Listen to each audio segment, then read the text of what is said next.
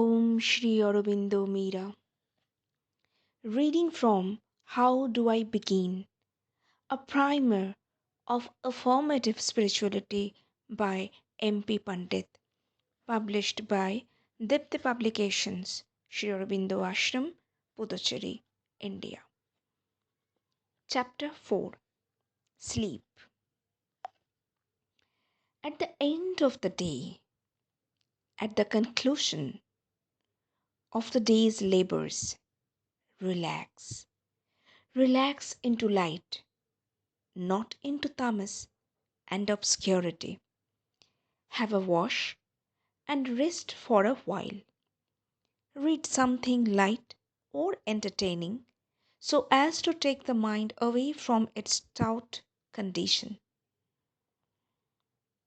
Have some light food. It is always advisable to make the supper the lightest fare. The old adage of eating like a king at breakfast, like a prince at lunch, and like a pauper at supper has much wisdom in it.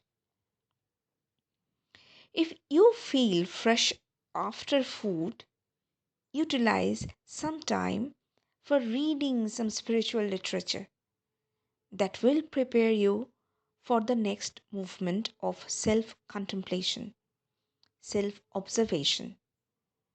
For before you retire, you must look back upon the day that you have just spent and recount to yourself where you have acted well and where you have failed to come up to the requirements of your ideal. It is always rewarding to look back at the end of the day on things that have taken place since getting up from bed. It strengthens the memory muscles and keeps the memory in good harness.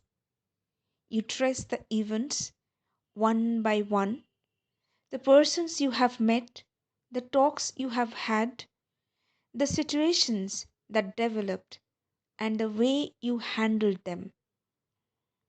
You see for yourself how far today has been an improvement or otherwise over yesterday. Where you recognize you could have done better. Where you did wrong, you decide to rectify things tomorrow. No need to brood or condemn yourself. Just decide not to repeat the mistake and what you must do should a similar situation develop. That is enough. In spiritual life, recognition of your mistake, regret for the same, and a will not to repeat the same error is enough. Forget about the details thereafter. Tomorrow night, when you look back again, see if you have kept to your promise made to yourself. It is a practice that calls for frankness, sincerity, and patience. But it has a capital contribution to make to your inner progress. Thereafter, you prepare to go to bed. Sit on your bed for a brief meditation. Withdraw the working mind from its furious activity. Slow it down and think of the divine. When you feel peaceful, when sleep begins to creep in, entrust yourself to the divine. Will that you must remain conscious in your sleep and slide into sleep. Do not sleep on your back. That is a wrong posture.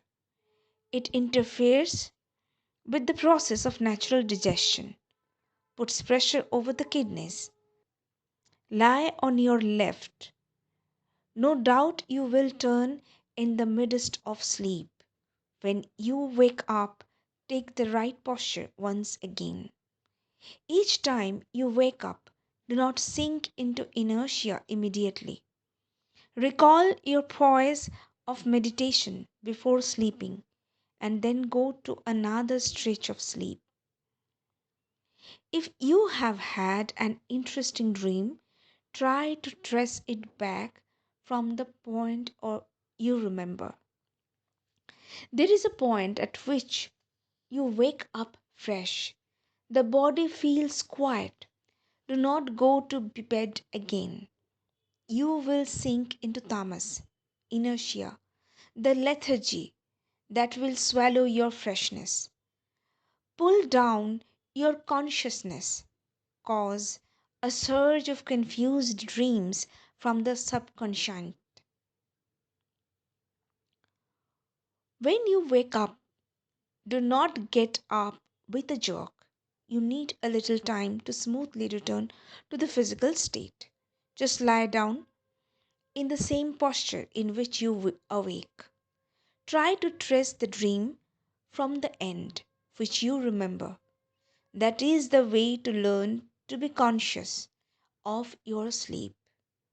A will on the body to be conscious in sleep before going to bed. A repeated exercise to remember each time you awake, and finally to lie restfully and try to recall what happened during the sleep period is an effective way to be conscious of your nights, and that is necessary to keep a continuity of consciousness, to integrate the waking and the sleeping states of your life. If you have any sleeping problem, do not take sleeping tablets. They are always habit forming, and you go on needing higher and higher doses of the drug. Instead, observe your life during the day and spot out what causes tension, for it is usually the after effects of tension or anxiety that interfere with sleep. Try to eliminate this factor. Before going to bed, move about in your room or veranda. Pace up and down for a while. Read something that gives you peace and relaxation, not any fiction that excites your nerves. Reading of a page or two from the Mother's Prayers and Meditations has been found to be very soothing and inviting in peace. Try that or any other book of similar vintage. If you believe in japa, do the japa till you feel sleepy or meditate. Do not sleep during the daytime. Often that prevents normal sleep at night. A little nap is different. That is best done on a deck chair in a half reclining position. Heavy food at night, excited talk, reading of thrillers, viewing television for long periods have a deleterious effect on sleep. Om Shanti.